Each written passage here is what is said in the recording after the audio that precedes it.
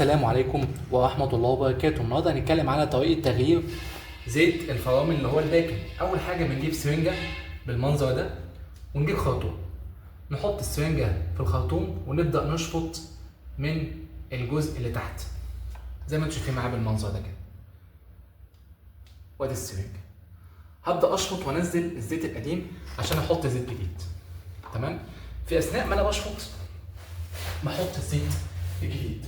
طب الزيت الجديد، الزيت اللي انا جبته ايه؟ هو زيت دوت 4 زي ما انتم ملاحظين معايا اهو، دوت 4 مانول. خلاص ده اللي هنحطه وهنبدا نسحب بالسرنجه تحت عشان نطلع الزيت، منظومه الزيت القديمه ونغير. طب انا فكيت اني بك ده بتاع الزيت اللي انا فكيته، اللي هو البك ده عشان الناس تبقى عارفه مكانه فين. ده بك بيكون موجود هنا، مسمار 8 او صاموله 8، مسمار 8، ويبدا ايه فك البك بتاعك. خلاص هنبدا نحط الزيت المانوال فوق بعد لما فضينا الخزنه اللي فوق ونضفناه من المنديل. هنبدا نحط وهنسحب بالسرنجه مع بعض. تابعوني.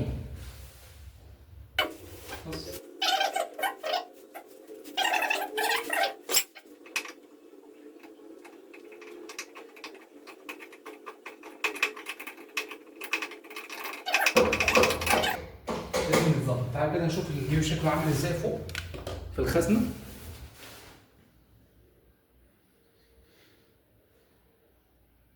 كل ده هيتشال وهيتظبط وبعد كده هيتحط الزيت الجديد المانوال وهنبدا نسحبه مع بعض. طبعا يا جماعه التظبيط بتاع الزيت ده مهم جدا عشان المنظومه بتاعت الفرن تبقى ممتازه كويسه على اعلى مستوى. خلاص هنبدا نجيب اي فرشه ونطلع الاجزاء.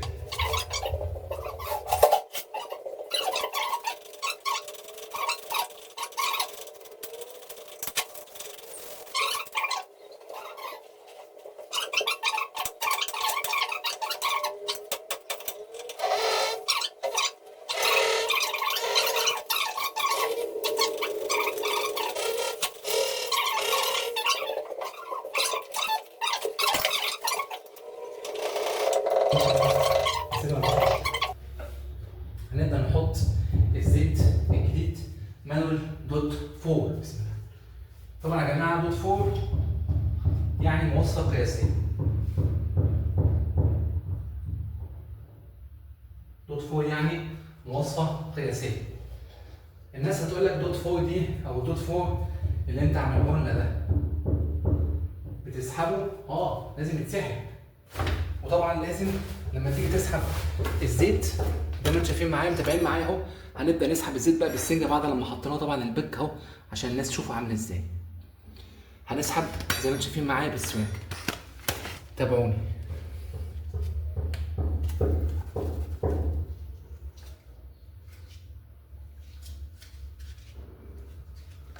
طبعا السرنجه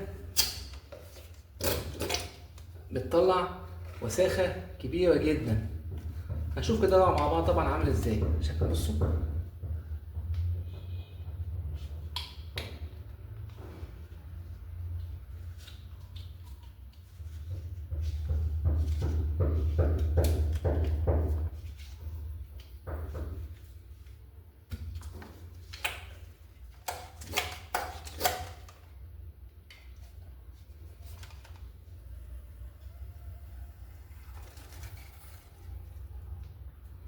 شايفين يا جماعه السرنجه؟ مش عارف واضحه قدامكم ولا لا.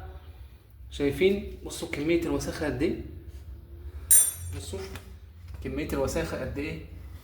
طبعا ده خلاص انتهى، فبنطلعه ونخرجه من ايه المنظومه بتاعتنا الجميله.